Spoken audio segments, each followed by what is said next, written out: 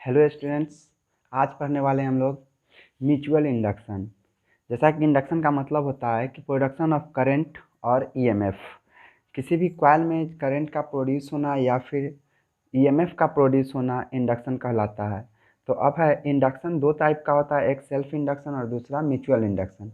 Self induction में क्या होता है कि एक ही कॉइल में करंट के चेंज होने के कारण उसमें एक नया ईएमएफ जनरेट होता है जिसको बैक ईएमएफ भी कहा जाता है। लेकिन म्यूचुअल इंडक्शन में क्या होता है कि किसी बगल वाले कॉइल में करंट का जनरेट होता है, करंट चेंज जो होता है वो फर्स्ट वाले कॉइल में होता है। तो यहाँ पे म्यूचुअल इंडक्शन का मतलब है कि अगर किसी सर्किट में या किसी कॉइल में करंट को चेंज किया जाता है तो उसके बगल में किसी कॉइल को रखते हैं या फिर किसी सर्किट को रखते हैं तो उसमें भी करंट जनरेट होता है। तो इसी प्रोसेस को हम लोग बोलते हैं क्या, mutual induction. If the current I in one circuit changes with the time, the flux through the area bounded by the second circuit placed near it also changes। कहने का मतलब ये है कि अगर हम फर्स्ट सर्किट में या फर्स्ट कॉइल में करंट को चेंज करते हैं तो उसके आसपास क्या होता है, मैग्नेटिक फ्लक्स भी चेंज होता है। क्योंकि एरिया को अगर हम फिक्स रखते हैं और फील्ड का वैल्यू को इंक्रीज या डिक्रीज करते हैं तो क्या होता है, फ्लक्स चेंज होता है। अब जैसे ही किसी कॉइल से अगर फ्लक्स चेंज होगा तो उस कॉइल में ईएमएफ जनरेट होता है। Thus an EMF is induced in the second circuit, और सेकेंड सर्किट में क्या होगा, ईएमएफ इंड्यूस होगा। This phenomenon is called mutual induction. जैसा कि इस सर्किट में दिख रहा है, दो कॉइल है, एक में ईएमएफ दे रहे हैं जबकि दूसरे में कोई सोर्स ऑफ करंट नहीं है। हम फर्स्ट वाले में क्या करते हैं, करंट के वैल्यू को चेंज करते हैं। अगर इंक्रीजिंग करंट रखते हैं मतलब करंट के वैल्यू को इंक्रीज करते हैं तो इसमें भी ईएमएफ जनरेट होता है और उसके वजह से एक करंट डेवलप होता है। लेकिन इस करंट का डायरेक्शन इस तरह से होता है कि यह इसमें होने वाले चेंज को अपोज करता है, मतलब उसके अपोजिट डायरेक्शन में होता है। ईएमएफ जो होगा वो डायरेक्टली प्रोपोर्शनल होगा, EMF directly proportional D I B by I D T. अगर किसी ए में, अगर हम मान लिया कि इसको कॉइल को ए नाम दिए हैं तो कॉइल ए में जो ईएमएफ जनरेट होता है वह कॉइल बी में होने वाले करंट के चेंज के डायरेक्टली प्रोपोर्शनल होता है। जो भी करंट का चेंज होगा टाइम के साथ उसके डायरेक्टली प्रोपोर्शनल होता है। निगेटिव साइन ये इंडिकेट करता है कि अगर करंट इंक्रीजिंग है तो उसे अपोज करेगा, अगर करंट डिक्रीजिंग है तो उसे क्या करेगा, सपोर्ट करने का कोशिश करेगा, मतलब हमेशा अपोजिट होता है। तो ईएमएफ जो जनरेट होता है वह डायरेक्टली प्रोपोर्शनल को जब हटाते हैं तो एक कांस्टेंट आता है एम। यह ए बी है, मतलब दो कॉइल के रिस्पेक्ट में है कि म्यूचुअल इंडक्टेंस, ये जैसे सेल्फ इंडक्टेंस को एल से रिप्रेजेंट करते हैं उसी तरह म्यूचुअल इंडक्टेंस को एम से रिप्रेजेंट करते हैं। एम ए बी मतलब mutual inductance of A with respect to B D I B by D T. यह एक फार्मूला तैयार हो गया। इस फार्मूले में जो हम डायरेक्टली प्रोपोर्शनल को साइन को हटा करके एक कांस्टेंट लगाए हैं जिसे प्रोपोर्शनलिटी कांस्टेंट कहते हैं और इसे कहा जाता है म्यूचुअल इंडक्टेंस, और इसका जो एसआई यूनिट होता है वो हेनरी होता है। मतलब सेल्फ इंडक्टेंस और म्यूचुअल इंडक्टेंस दोनों का एसआई यूनिट क्या है, हेनरी है। The negative sign indicates that the induced EMF opposes the change producing it। Negative sign ये इंडिकेट करता है कि जिस चेंज के कारण ये प्रोड्यूस हुआ है उसी को अपोज करता है। The mutual inductance of a coil is numerically equal to the ratio of the induced EMF in the coil to the rate of change of current in the another coil placed near it. जैसा कि हम first equation जो देख रहे थे उस equation से अगर हम एम ए बी को निकालते हैं तो minus E A by D I B by D T हो जाएगा। यह क्या हो गया कि E M F produced in coil A to the D मतलब rate of change of current passing through coil B के क्या होगा, रेशियो के इक्वल हो जाएगा। तो यह निगेटिव साइन हमेशा रहेगा, यह निगेटिव साइन बताता है कि अपोज करता है।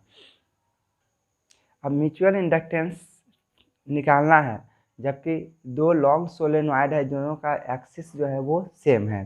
तो mutual inductance of two long coaxial solenoid, मतलब हमें इसमें हमेशा दो कॉइल लेना ही पड़ेगा, एक कॉइल उसके आसपास हो या उसके ऊपर ही हो। दोनों कोएक्सियल है लेकिन दोनों का रेडियस अलग अलग है। एक S1 है मतलब सोलेनॉइड S1 है, दूसरा सोलेनॉइड 2 है, दोनों का नाम अलग अलग दिए हैं। एक का रेडियस R1 है, दूसरे का रेडियस R2 है, दोनों का लेंथ सेम है, L लेंथ लिए हैं। Let N1 be the number of turns in solenoid S1, मतलब जो S1 सोलेनॉइड है उसमें टोटल नंबर ऑफ टर्न्स जो है मतलब N1 है, और N2 जो है वह सोलेनॉइड में मतलब सेकेंड सोलेनॉइड में नंबर ऑफ टर्न्स है। I1 current pass through solenoid S1 5 to 1, मतलब flux 2 with respect to 1, flux in S2 मतलब सेकेंड कॉइल जो भी सेकेंड सोलेनॉइड लिए हैं, लिंक विथ S1 के कारण, मतलब S1 में जो भी चेंज होगा उसके कारण S2 से जो फ्लक्स चेंज होगा उसका वैल्यू है 5 to 1। तो 5 to 1 डायरेक्टली प्रोपोर्शनल हो जाएगा I1 के, क्योंकि I1 करंट जो है वह फर्स्ट सोलेनॉइड में पास कर रहा है। अब ये जैसे जैसे चेंज करेगा वैसे वैसे यही वैल्यू चेंज करेगा। 5 to 1 equal to M21 I21, मतलब यह जब साइन को हटाते हैं तो एक कांस्टेंट आता है M21। अब यहीं पे अगर रेट लिखते हैं कि यहाँ पे टाइम से रेट करते हैं d∅dt जो होता है वह क्या होता है, EMF होता है, और जैसे ही यहाँ d∅dt करते हैं तो यहाँ भी dt होगा, मतलब di/dt हो जाता है, और m क्या है, कांस्टेंट वैल्यू है। तो वही इक्वेशन है, बस उसे क्या किया गया है, अभी टाइम के साथ डिफ्रेंशिएट नहीं किया गया है। अगर हम V1 का वैल्यू लिखें तो V1 क्या है, मैग्नेटिक फील्ड है जो कि सोलेनॉइड S1 के कारण है, और magnetic field due to solenoid का फॉर्मूला होता है म्यू नॉट Ni। तो यहाँ पे म्यू नॉट जो है वो तो कांस्टेंट है, N the number of turns in the first solenoid, और I तो I1 current passing through that solenoid. φ2 जो फ्लक्स 2 होगा वो B1 इंटू ए होगा। अब ये फ्लक्स उतना ही क्यों हो रहा है, क्योंकि एरिया वही है, फ्लक्स φ2 जो है वो तो बाहर है, तो बाहर वाले में तो ये मैग्नेटिक फील्ड पास नहीं कर रहा है, जो भी मैग्नेटिक फील्ड है वो उसके अंदर ही रह जा रहा है। तो जो उसका मैग्नेटिक फील्ड होगा, जो उसका एरिया होगा, उसी एरिया को लेना पड़ेगा। वही मेरे लिए क्या हो जाएगा, वही फ्लक्स फ्लक्स 2 के लिए हो जाएगा, मतलब फ्लक्स 1 का जो वैल्यू आएगा वही फ्लक्स 2 के लिए भी होगा। Total flux link with the S2 will be. अब यहाँ पे तो एक कॉइल के लिए अगर नंबर ऑफ टर्न्स n दिया हुआ है तो उसके लिए तो हमें क्या करना पड़ेगा, मल्टीप्लाई करना पड़ेगा। तो जो पर यूनिट लेंथ है स्मॉल n, उसमें l से अगर मल्टीप्लाई कर देते हैं, अगर हम n की बात करें तो स्मॉल n इंटू एल होता है, क्योंकि स्मॉल n जो होता है वो कैपिटल N/L होता है। तो यहाँ पे स्मॉल n लिखा गया है, मतलब ये क्या है, पर यूनिट लेंथ है। तो अगर हमें कैपिटल N चाहिए, टोटल नंबर ऑफ टर्न चाहिए, तो उससे क्या करना पड़ेगा, जो number unit turns per unit length है, जो number of turns per unit length है उसमें L से मल्टीप्लाई करना पड़ेगा, तो टोटल नंबर ऑफ टर्न्स निकल जाएगा। तो यहाँ पे क्या आ जाएगा, φ21 equal to B1A into N2 into L, मतलब ये टोटल नंबर ऑफ टर्न्स है, या एक टर्न्स के लिए फ्लक्स है, तो टोटल फ्लक्स आ गया। तो यह क्या आ जाएगा, mu not N1 I1A into N2 into L, यानी कि हम इसे फिर से लिख सकते हैं mu not N1 N2 into A I1 into L.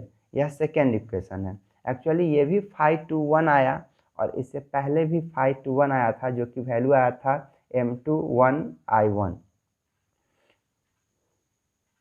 हम दोनों इक्वेशन को ले लेते हैं एक साथ। तो फर्स्ट वाले में जो 5 to 1 आया था वो आया था M21 I1, इसे लिख लिए। सेकेंड वाले में जो 5 to 1 आया है वो आया mu naught N1 N2 A into I1 into L. तो जैसे ही हमें I1 कैंसिल होगा तो मुझे क्या मिलेगा, M21 equal to mu not N1 N2 into L. और एक्चुअली इसमें क्या है, सबका सब ज्योमेट्री फिगर पे डिपेंड कर रहा है, कोई करंट EMF पे डिपेंड नहीं कर रहा है, मतलब जो कॉइल का लेंथ है, जो उसका क्रॉस सेक्शनल एरिया है, या जो नंबर ऑफ टर्न्स है दोनों कॉइल का, उस पर डिपेंड कर रहा है। या M21 हो या M12 हो, दोनों एक ही वैल्यू आता है। अगर हम सेकेंड का फ्लक्स निकालना है फर्स्ट के रिस्पेक्ट में, या फिर फर्स्ट का म्यूचुअल इंडक्टेंस निकालना है सेकेंड के रिस्पेक्ट में, तो दोनों सेम आ रहा है।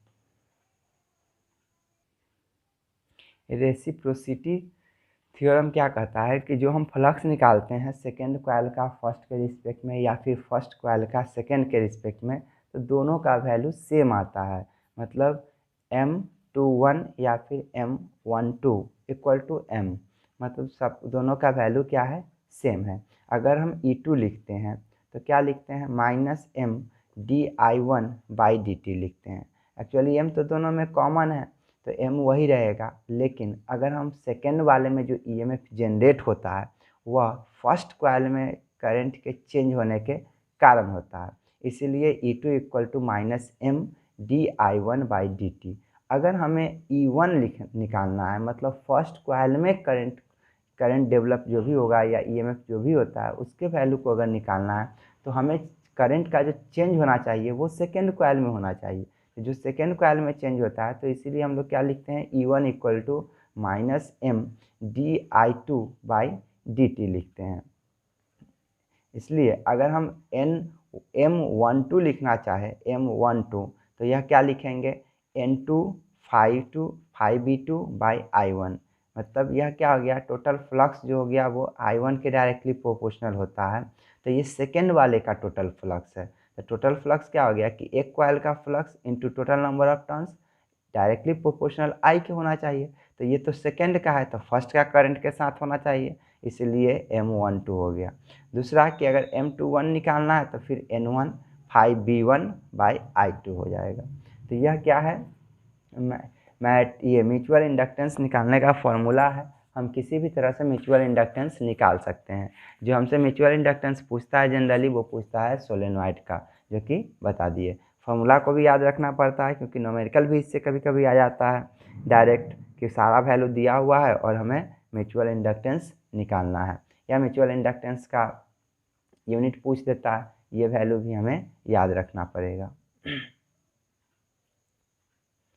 कॉम्बिनेशन ऑफ इंडक्टेंस में क्या है कि कॉम्बिनेशन जो है वो दो टाइप का है, एक सीरीज कॉम्बिनेशन और दूसरा कि पैरेलल कॉम्बिनेशन। तो जैसा कि हम फार्मूला समझे हैं कि EMF जो होता है वो डायरेक्टली प्रोपोर्शनल होता है LdI/dt के। L क्या है, सेल्फ इंडक्टेंस है। तो इसका अगर सीरीज कॉम्बिनेशन देखा जाए तो तीन अलग अलग हम इंडक्टर लिए हैं, एक L1, L2 और L3। तीनों इंडक्टर का इंडक्टेंस अलग अलग है। तो अगर EMF A to C देखा जाए, मतलब A से C के बीच का देखा जाए, तो क्या लिखेंगे, VC-VA, मतलब ये डिफरेंस लिख रहे हैं कि VC-VA, इसका डिफरेंस आ गया, यानी V1 भी लिख सकते हैं इसे। तो -L1dI/dt, करंट वही है, सीरीज में सब में करंट सेम जाता है। इस तरह से अगर हम ये लिखते हैं कि अगर ये माइनस को हटाना चाहें तो हम ये भी कर सकते हैं कि VA-VC = L1dI/dt। Similarly VC-VD = L2dI/dt and VD-VB = L3dI/dt। हम तीनों इंडक्टर के क्रॉस पोटेंशियल डिफरेंस जो है वो हम निकाल लिए और क्या किए, उस तीनों को हटा करके एक इक्विवेलेंट इंडक्टेंस लगाएं जिसका वैल्यू L इक्विवेलेंट हो गया, जैसा रेजिस्टेंस में होता है R इक्विवेलेंट। तो इसमें A से B का अगर वैल्यू देखा जाए तो क्या हो जाएगा, A to B का अगर VA-VB किया जाए तो यह हो जाएगा L इक्विवेलेंट इंटू DI/dt। तो यह जो वैल्यू आएगा यह तो टोटल वैल्यू आएगा। तो VA to B का अगर देखा जाए तो क्या करना पड़ेगा, L1 + L2 + L3 dI/dt करना पड़ेगा, और ये वैल्यू जो होगा वो L इक्विवेलेंट dI/dt होगा। तो dI/dt दोनों का कॉमन है, इसलिए L इक्विवेलेंट जो आएगा वो क्या आ जाएगा, L1 + L2 + L3। ये एग्जैक्टली सेम आया रेजिस्टेंस की तरह, मतलब रेजिस्टेंस में सीरीज कॉम्बिनेशन का जो फॉर्मूला होता है R1 + R2 + R3 उसके तरह है, जबकि कैपेसिटर में सीरीज कॉम्बिनेशन का जो होता है वो उल्टा होता है, 1/C equivalent = 1/C1 + 1/C2 + 1/C3 + 1/C4, इस तरह से होता है। तो ये दोनों सेम हो गया, मतलब रेजिस्टेंस का और ये इंडक्टेंस का, ये दोनों का जो सीरीज कॉम्बिनेशन होता है वो सेम तरीके का फॉर्मूला है, जबकि कैपेसिटर में सीरीज कॉम्बिनेशन का उल्टा होता है। अब है पैरेलल कॉम्बिनेशन। पैरेलल कॉम्बिनेशन हम अगर एक समझ गए हो तो दूसरा भी समझना एकदम आसान है। तो यह क्या हो जाएगा, तीन अलग अलग इंडक्टेंस लिए, जब एक करंट दिए हैं तो तीनों में अलग अलग बट गया, I1, I2, I3 हो गया। अब I1 I2 I3 जो होगा ये तीनों को अगर हम ऐड करते हैं तो यह टोटल करंट के बराबर होता है। अब हम यहाँ पे क्या करेंगे, D I by D T equal to D I one by D T plus D I two by D T plus D I three by D T, इस तरह से हम सबको अगर डिफ्रेंशिएट करें तो यही वैल्यू हो जाएगा। अब D I by D T जो है वह भी ए माइनस बी के बराबर है। अब भी ए माइनस बी के बराबर हो गया, मतलब इसका जो वैल्यू आएगा वो आएगा क्या, L one D I one by D T, और दूसरे उसी में से अगर हम इसका वैल्यू निकाल ले D I by D T का, तो वो मुझे क्या आ जाएगा, D I one by D T का वो आ जाएगा V A B A minus V B बटा में एल वन। उसी तरह अगर V A minus V B का फिर से निकाले सेकेंड इंडक्टेंस के थ्रू, तो वो आएगा L two into D I two by D T आएगा। तो फाइनली इसमें क्या आ जाएगा, D I two by D T का जो वैल्यू आएगा वो V A minus V B by L two आएगा। एक्चुअली सब में पोटेंशियल डिफरेंस तो सेम है, बस सब में जो करंट का जो चेंज होगा वो एल टू एल थ्री और एल वन के अक्रॉस होगा। मतलब ये अगर चेंज करता है तो रेट ऑफ करंट जो होगा वो भी चेंज कर जाता है।